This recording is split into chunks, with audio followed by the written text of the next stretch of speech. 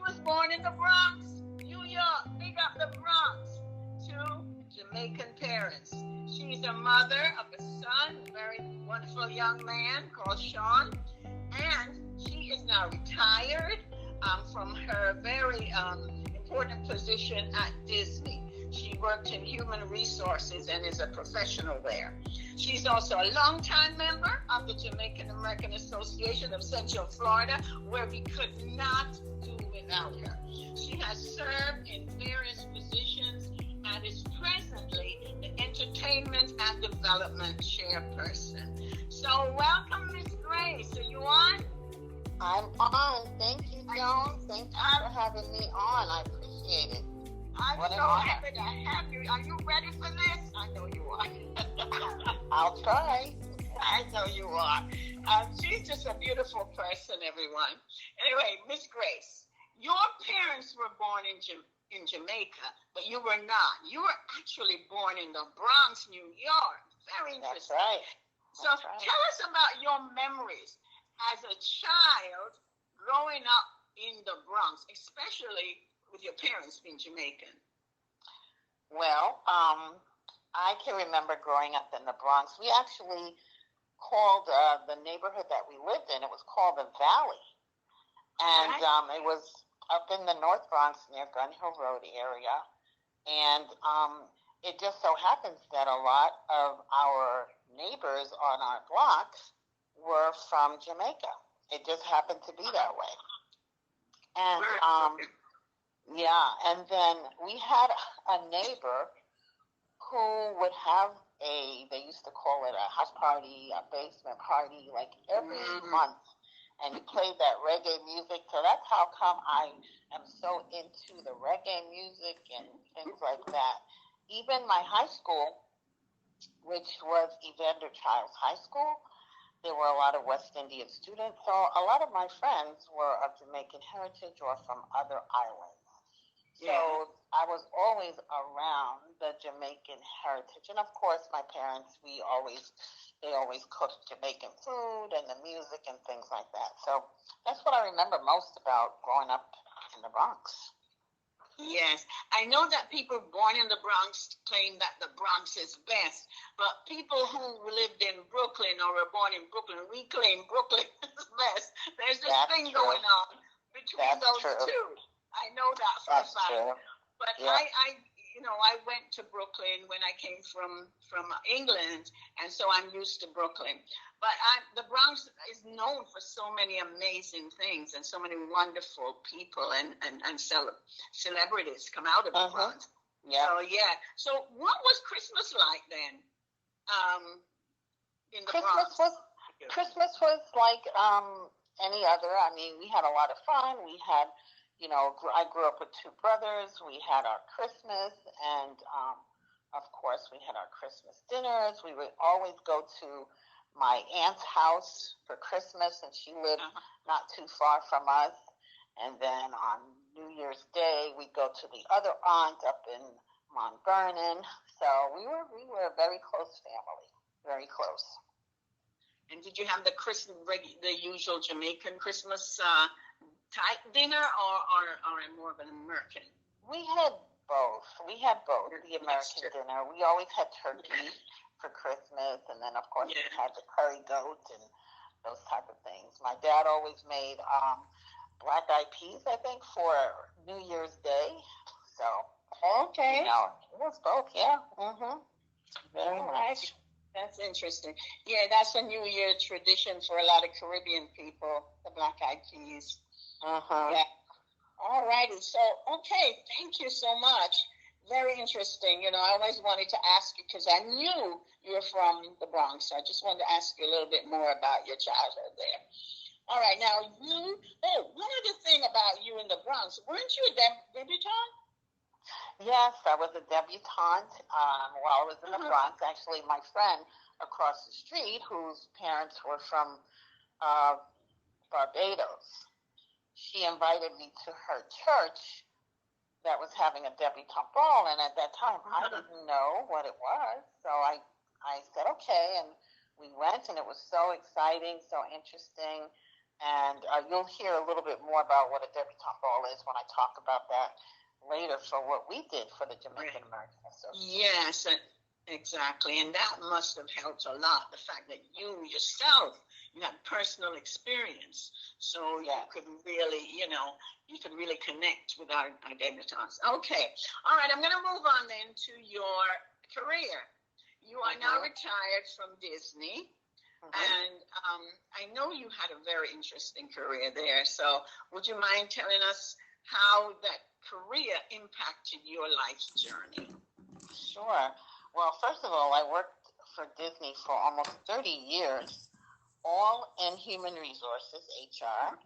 I started out as a secretary for HR in the training department. I did that for about 4 years, and then I became a recruiter, hiring hundreds and hundreds of cast members. We call them cast members instead of employees. Yes. In the administration roles, like, in the legal department and HR and marketing, communications, all those types of roles. My main client was the call center, the Disney Reservation Call Center, where those are the first point of contact when you're calling to make a reservation to stay at one of our resorts. I hired many of those people, the Disney Cruise Line, those types of roles.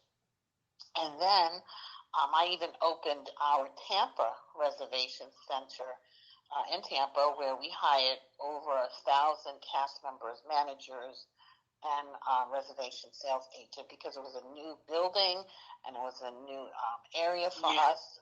I had to take my whole recruiting staff, and we stayed up there for about a week and hired those cast members. Then after that, I became an HR business partner, where I did lots of strategic work, strategic HR work, working with a lot of executives and leaders, and that was a fun job. And then after that, I became an employee relations manager, and that's where I retired from. And employee relations is not easy, because we're dealing with the tough stuff. We're dealing with discrimination, work discrimination, in the workplace, sexual harassment, behavioral issues, those types of things. So, we had to, at times I had to be with the leader to terminate cast members. So that part, that was not fun, but, it had to be done. But that's where that was the last job that I had at Disney, employee relations. Yes, it's a great place to work. And that was going to be like a follow-up question, I know Disney really have provided over the years work for so many people in Central Florida, so God bless them for that, But I was going to ask you, what type of employers, were they? How did they treat their employees? Did they treat them well? Yeah. Yes, they treat them well, at least as far as I know. I mean, Disney is a place to go if you want to move up in the company, because that was their goal. That you come in and they train you and you keep moving up and up, if that's your goal. And if you just want to stay one place, you can do that also. But Disney was very good to me. And I know that they are a great employer. A lot of cast members actually meet their spouses there. So we had a lot of people who were married to each other worked at Disney. So yeah, I love working with Disney, and I would always say that it's a great company. Yeah, that's interesting you say that, because I know some companies don't like, relationships. People to have like that sort of relationship, intimate relationships with each other. Yeah, and they seem to be okay. Yeah. Yeah, Disney was so huge that we had to. I mean, it was best for them to do that, because we needed so many cast members. And they also were great with college students. A lot of students who were in college, we go and travel to different countries. They sent me I went to Tokyo, Japan, and I went to Hong Kong to hire people to bring them to Disney.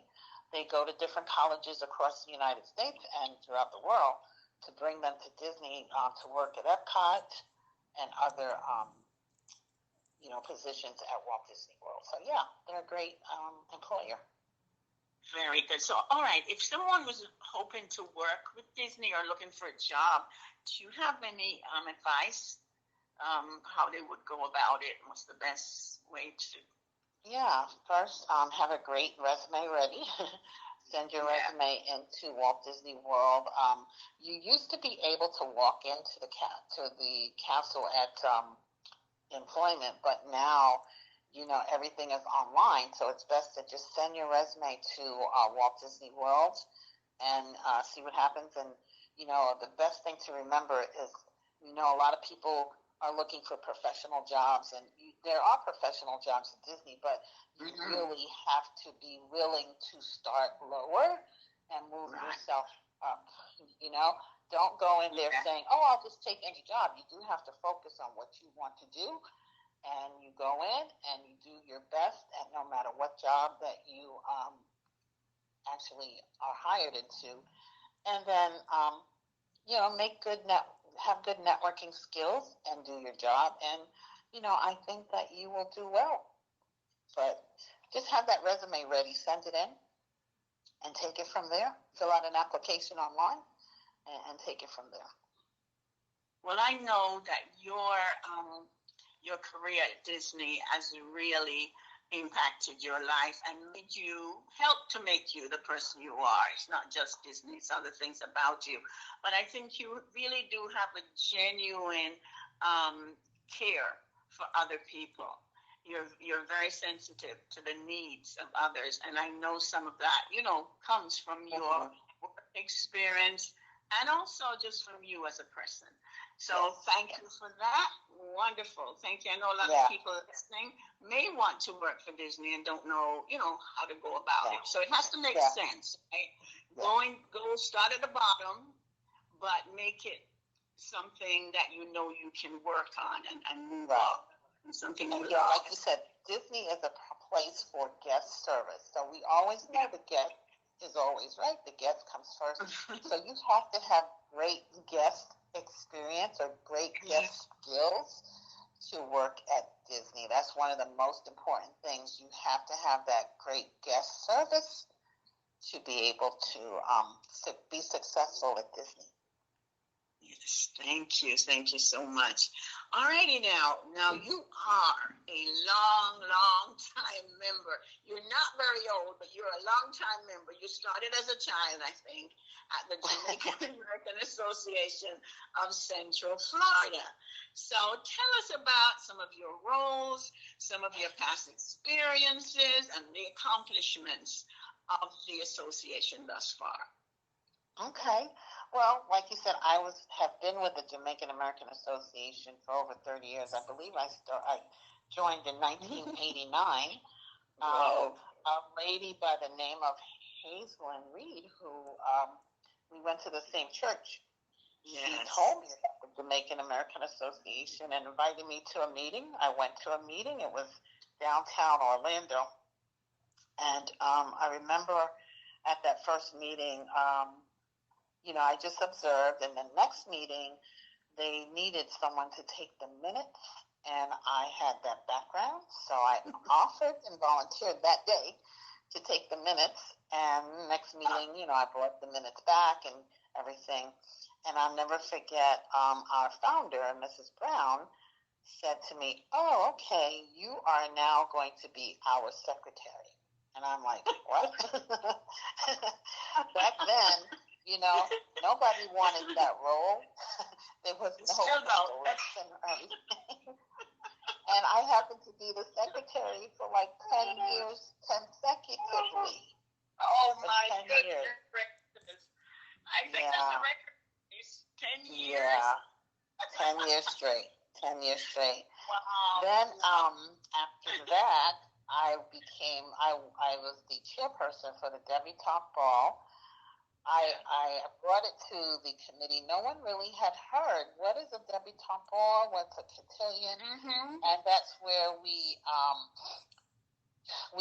try to get girls, young ladies, who we can help to go to college. So at the end of the cotillion or the debutante ball, we give out scholarships.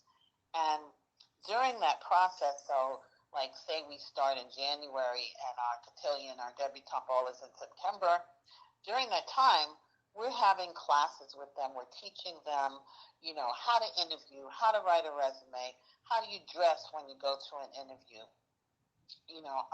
those types of things to help them in their career, help them in school.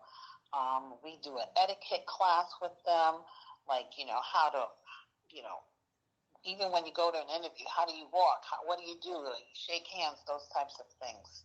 So we did that with them. We even took them to Walt Disney World because I was working at Disney, and we took them to one of the restaurants there, the high-end restaurants, and we showed them this is the fork that you use for your salad. This is what you do. This is how you behave when you go to a nice restaurant, and they really appreciated that.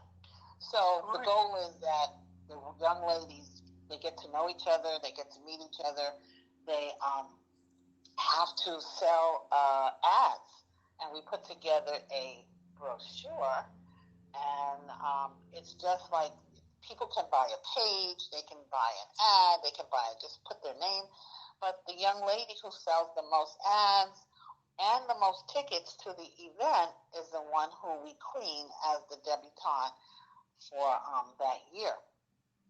So it's a fun experience, and we usually choose, three, the top three, first, second, and third place. And the first year we had 8 girls, and we gave out 3. The second time that we did it, we had 10 girls, and we were actually able to give scholarship to all 10 girls. And I got sponsors from Disney, I got sponsors from other places, and the girls themselves got sponsors to help pay for those scholarships. So that was a fun event. Even one of she's our vice president now, Miss Tajana Bogle, was one of our debutantes. I think the second debutante ball. Yes, and then I was. Sorry, go ahead. No, I was going to say my next role was entertainment chairperson, which was a lot of fun. It's a lot of fun putting together these events, but it's a lot of work. I was also scholarship chairperson, helping scholarships just in general. This is different from the debutante ball. Scholarships, getting scholarships to young people who want to go to college, who are of Jamaican heritage. I was the vice president at one time. I was on the building committee, and now currently, as you mentioned earlier, chairperson of the entertainment and fundraising committee. It's just a lot of fun, but like I said, it's a lot of work. It is a lot of work, but you do a fine job. You really show excellence in whatever you do and determination. And when you promise something, you're so reliable and dependable, and we love that. We love that about you. Alrighty, now time is going, so there's a lot of things I wanted to say about the debutante.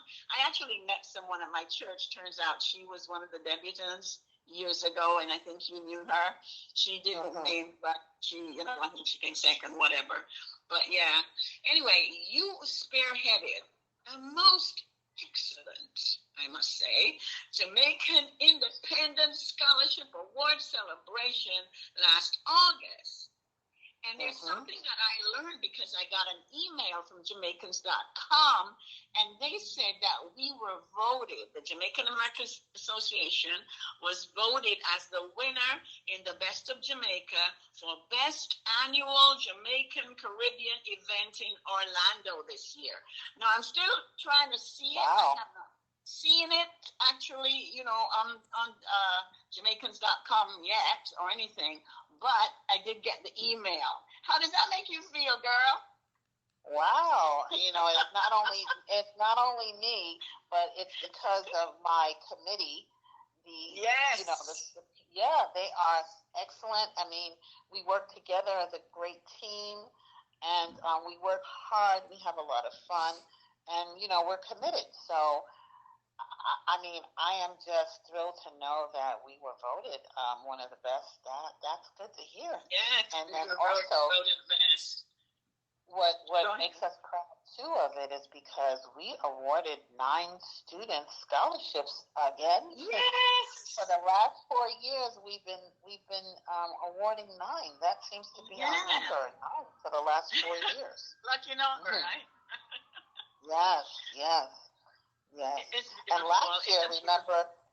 Yeah, I was going to say last year when it was the milestone, we had to turn people away because we just didn't have enough room. I never forget that. I'll never forget that, but it was a fun event. It was nice. Remember we added our debutante ball to it, and Erin Grant is our current reigning Miss Jamaican American Association debutante for this year. Yes, it was wonderful.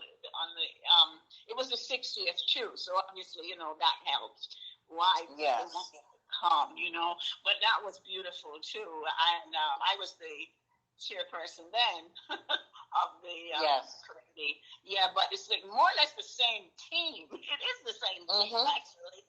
So that's why they're so dedicated and wonderful, your team. But I thank you for your leadership. Because you show as a leader, you're willing to do the very same thing that you ask others to do. And that makes a good leader, in my opinion. All right. Now, we have a very, very special event coming up, so we have to talk about that, and I left it to you. December the 30th. We had to cancel our Christmas party because of bad weather, but we're having even better. We're having a pre-New Year's Eve, pre-New Year's Eve, I guess you could call it, celebration. So just take a few minutes and let us know what we can expect. Yeah, I'm calling it our New Year's Eve party. So like Joan said, we had to cancel the one on the 16th because of the inclement weather. We all know how hard it rained that day, and it just wouldn't have been nice. And we thought we have to put safety first. So anyway, it's going to be again at the Church of the Messiah in Winter Garden, starting at 6:30 p.m. to 11:30 p.m. Music by Professor G.T. of Natural Mystic Sensation. Food provided by the one and only Peter at Caribbean Sunshine Bakery. And we were so fortunate that everyone, the church, the DJ, and Peter was able to let us move our event to next Saturday, December 30th. The prices are $60 for adults and $30 for children under 12. And part of the proceeds go back to those scholarships that we talked about earlier and other charities for the association. So I hope that you will purchase your tickets. You can get them online at jaaocf.com. You can get them on Eventbrite, or you can get a hard ticket by calling. One of the numbers is 407-292-3719. 407-292-3719. And I wish everyone a Merry Christmas, Happy Holidays, Happy New Year, and we hope that you will join us next Saturday at our pre-New Year's Eve party and come out and have fun and celebrate with us. Is there anything I missed at the party, Joan? You were amazing as always, and we're gonna have our young people, I think, doing some entertainment. Yes. So that's kind of new. So we're looking forward to that, and it's just gonna be a fun event. We want everybody to come and to enjoy themselves and celebrate the new year. Bring in the new year with us. All right. Now, I just want to say thank you, Bill Grace, for your dedication, for your loyalty. It's obvious that you're a loyal person. You stayed with this association for 30 years through so much ups and downs, in-betweens, and you stuck it out. And thank you most of all for being someone with such integrity. I admire that about you very much and appreciate you. And thank you for all you've done for me, to help me and to support me as president, and all the other presidents before. God bless you. God keep you always. Time is up. I'm sorry. But thank you, Joan, for coming on. I appreciate you so much for doing that. Be blessed. Be blessed. You too. Thank you. All right. Thank you so much, Miss Grace. Thank you. All right. All right. And that was Community Chat with Miss Joan Edghill. Thank you so much, Joan. Awesome job. You're welcome. God bless. God bless you. As we continue right